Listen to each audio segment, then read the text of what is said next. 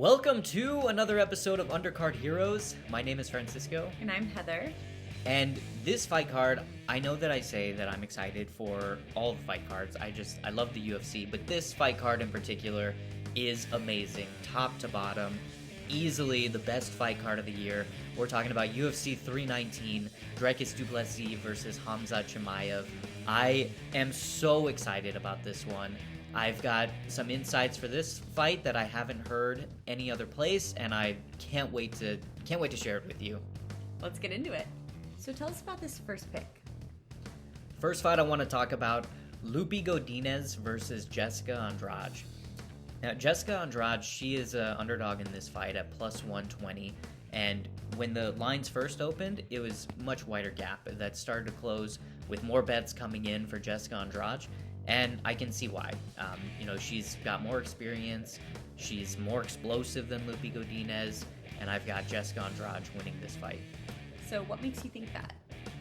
Well, like I said, she's a lot more explosive, she's a volume striker, she's got great takedown defense, and really, if this fight stays standing, really the only way that you can beat Jessica Andrade standing, she's got a hard time against more rangy fighters like Natalia Silva, someone who can really operate outside her range, strike, move out, and that's not an advantage that Lupo Godinez has. They're very similar, same height, similar reach, and Lupo Godinez just has she's got a high guard. She keeps both hands very high like this. She likes to come forward, keeps that lead leg out, and I can see Jessica Andrade just tearing up that lead leg, utilizing her jab very effectively, ultimately getting either a decision win here or even a knockout. So what could Godinez do to potentially win this fight? To win this fight, Lupo Godinez is going to have to implement some takedowns in this one. She's got to make this dirty. She's got to try and get it to the ground. She's got to try and clinch. That's the best way to beat Jessica Andrade. A lot of her losses now have come by way of submission. Erin Blanchfield, Jasmine Jasudavicius. That's going to be Lupo Godinez's best shot at beating Jessica Andrade. Well, I can't wait to see it. So you have some pretty bold claims about this next pick. Yes, this next fight that I want to talk about, Baisangur Susurkaev versus Eric Nolan. Susurkaev is coming off of a first-round KO finish on the Contender Series that literally just happened on Tuesday. So this is a 4-day turnaround for him. He's going to Chicago to fight Eric Nolan, and I've got Susurkaev winning this one, KO in the first round. So what brought you to that conclusion? This guy is a beast. I mean, he is coming off of, like I said, that KO, first-round KO, but he's also got 7 other first-round KO finishes. And Eric Nolan, his last two out of 3 fights, also ended in the first round. He's also got those first-round finishes. So I do not think this will go past the first round, and I think that Susurkaev is going to get that KO finish. He trains with Khamzat Chimaev, and Khamzat Chimaev has said that he is better than him. So crazy. I am really excited to see what this guy can do. And I've got him KO first round. Odds for that are minus 110. Wow. Can't wait to see that one. Me too. This is a great matchup. And the last time that we bet on a first round KO finish was Ateba Gautier. And Ateba Gautier is also a middleweight fighter. So if Susurkaev can get the first round KO in this one, man, I think it would be so crazy if they matched up Susurkaev and Ateba Gautier for a middleweight fight. This would be crazy. So for this next pick, it sounds like you have another KO. Yes. Next fight I want to talk about, Carlos Prates versus Jeff Neal. Now, Jeff Neal already said that this fight is not going to go to the decision, and I agree with him. I don't think that it's going to go to decision. I don't think that either fighter is going to wrestle here. It's going to stay striking. And because of that, I think that Carlos Prates has the cleaner kickboxing. I think he's a better striker. I think he lands harder. And ultimately, I've got Carlos Prates winning by KO. Now, what makes you so confident about this? Well, Jeff Neal, he's got great boxing. I think Jeff Neal has very crisp boxing. We saw it in the fight with Rafael Dos Anjos. Landed really well. But, Rafael Dos Anjos was 40 years old when he fought him, past his prime.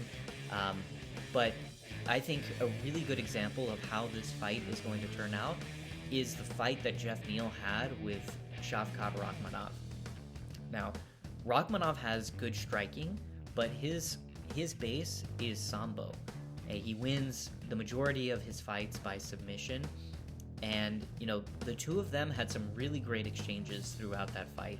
First and second round, they landed some pretty clean shots on each other, both sides. But then in the third round, you started to see Geoff Neal get a little bit tired. He began to gas out a little bit more, and Shavkat almost finished him with striking. Ultimately got this submission win over him. And I think that this fight is going to look, very similar. Prates and Shavkat, they've got very similar builds. They've got their same height. Prates has a 1-inch reach advantage over Shavkat. So I think that this fight is going to be almost identical, minus Prates isn't going to look for takedowns, and he's going to have better striking. So better striking, no takedowns.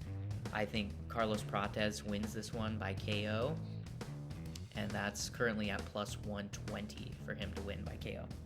Is there anything that Neal can do to potentially take this fight? For Neil Magny or Neil Magny for Geoff Neal to win this, he's gonna have to implement a wrestling game. He's got to make this dirty. He's got to try and wrestle. He's got to try and clinch. I do not think that he can stand with Carlos Prates. We'll see. So you have a really unique take on the main event. What is that? Yes, this fight card, this main event, I cannot wait for it. Dricus Du Plessis versus Khamzat Chimaev. I think that we are going to see a very different Khamzat Chimaev than what we've seen in the past.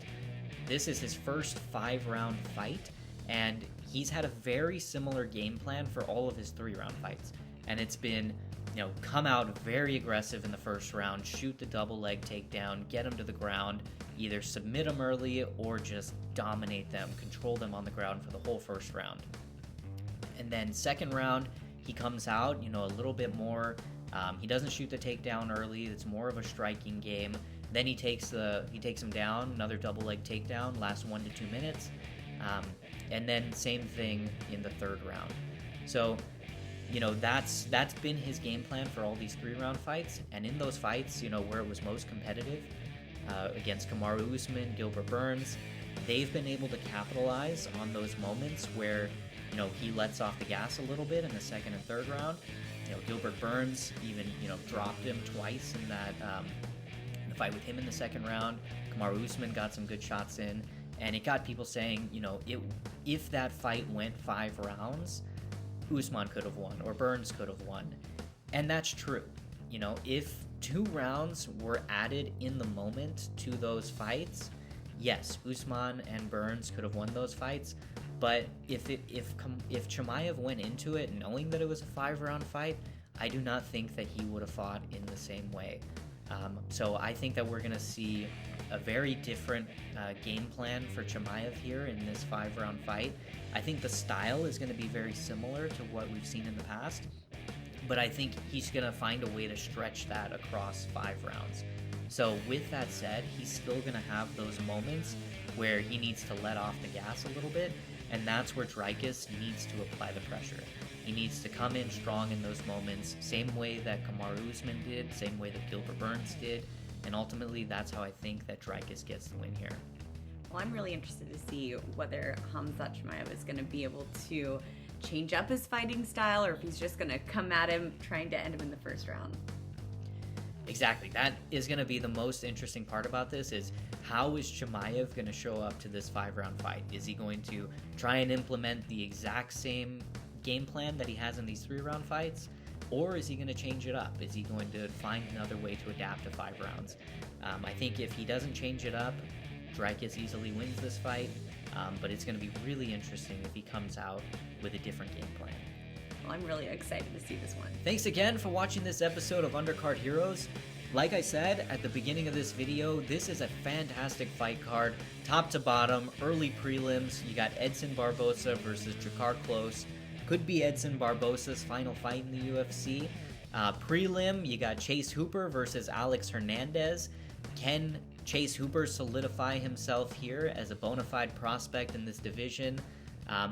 Also in the prelims, great fight with GM3. And then on the main card, fights we didn't get to talk about, Kaya Sakura versus Tim Elliott. Kaya Sakura arguably had the toughest debut fight in the UFC against Pantoja. Let's see how he bounces back with this one. And then Michael Venom Page versus Jared Cannonier. I'm very excited for that fight. And then, rounding it out, co-main event, Aaron Pico makes his debut against Lerone Murphy. Also, fantastic fight. So what do you think about Francisco's picks? Is there anything we missed? Is there anything you disagree with? Let us know in the comments, and don't forget to like and subscribe. Thanks, everyone.